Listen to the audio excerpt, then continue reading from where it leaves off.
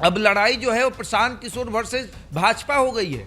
RJD नजर नहीं आ रही है कहीं नहीं। यहां तो अगर भाजपा गड़बड़ी कर रही है तो जनसुराज रोक रहा है, जनसुराज गलती कर रहा है तो भाजपा रोक रही है। आरजेडी का तो नामो निशान नहीं है। तमाम बूथों पर घूमने के बाद ये देखने को मिला कि आरजेडी के कार्यकर्ता एकदम नदारत हैं, नामात्र की संख्या में है। हम बस माहौल बनाने के लिए जाने जाएं कि तेजस्वी बस माहौल बनाते हैं और कुछ नहीं कर पाते हैं। देख लिए ना तेजस्वी यादव जी, आपकी वजह से आपके कार्यकर्ताओं का भी मनोबल डाउन हो गया। कोई ऐसा बूथ नहीं जहां राजद के कार्यकर्ता नजर आ जाए, उनकी संख्या अच्छी खासी हो।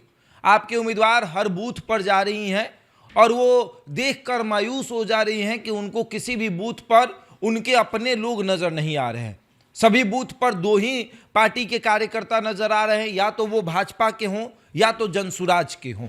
जनसुराज के कार्यकर्ताओं ने जितनी अभी हिम्मत दिखाई है भाजपा के खिलाफ, उतनी हिम्मत आपसे लोग उम्मीद कर रहे थे, आरजेडी से लोग उम्मीद कर रहे थे, उतनी हिम्मत और उतना साहस। लेकिन उतना साहस और हिम्मत आपके पार्टी के कार्यकर्ताओं में नजर नहीं आई।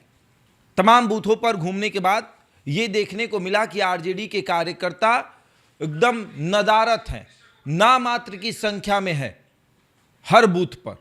जहां एक तरफ जनसुराज के कार्यकर्ताओं की संख्या अच्छी खासी है, भारतीय जनता पार्टी के कार्यकर्ताओं की संख्या अच्छी खासी है, वहीं आरजेडी के कार्यकर्ताओं की संख्या नामात्र की है। हर बूथ की हम बात कर रहे हैं।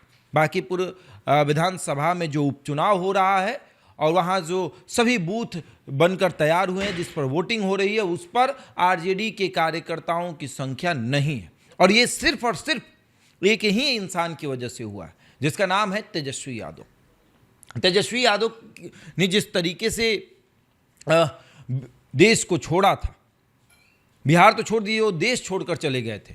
अब जब चुनाव प्रचार करने की बारी आई तो वो विदेश की यात्रा कर रहे थे।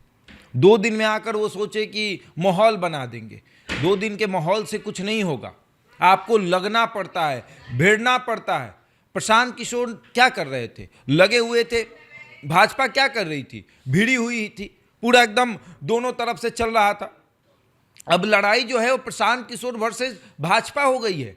आरजेडी नजर नहीं आ रही है कहीं।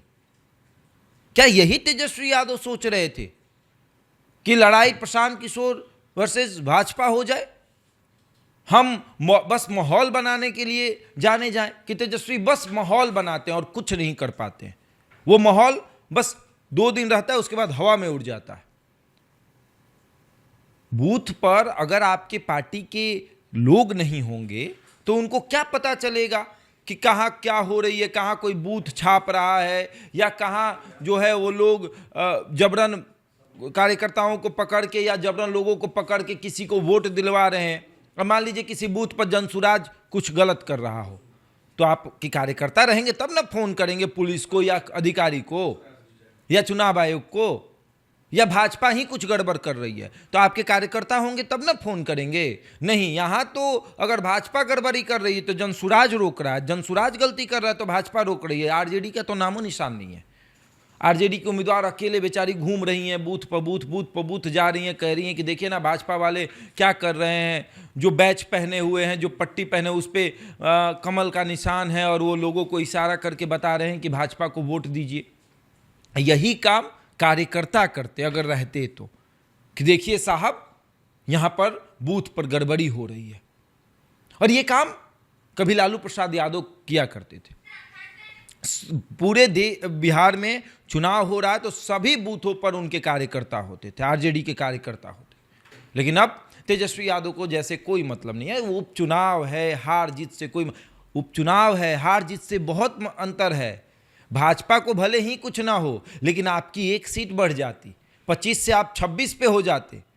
तो कभी कभी जैसे राज्यसभा में होता है ना कि 25 सीट के लिए एक राज्यसभा सदस्य होते हैं, उसमें कोई विधायक इधर उधर हो जाता तो आपके कम से कम बन जाते। इतना तो जरूर होता, लेकिन आपको उससे कोई मतलब नहीं। खैर, जो भी स्थिति है उसमें तो ये नज़र आ रही है कि किसी भी बूथ पर आरजेडी के कार्यकर्ता नज़र नहीं आ रहे हैं। किसी भी बूथ पर आरजेडी के लोग जो हैं वो संघर्ष करते नज़र नहीं आ रहे हैं। बहरहाल अब आगे आगे देखिए क्या होता है, किस तरीके से इसको देखा जाएगा, और जब रिजल्ट आएगा तब तेजस्वी यादव की तरफ से क्या कहा जाएगा, ये भी सुनने वाली बात होगी। इस खबर में इतना ही। बने हमारे साथ और देखते रहें द इंडिया टॉप।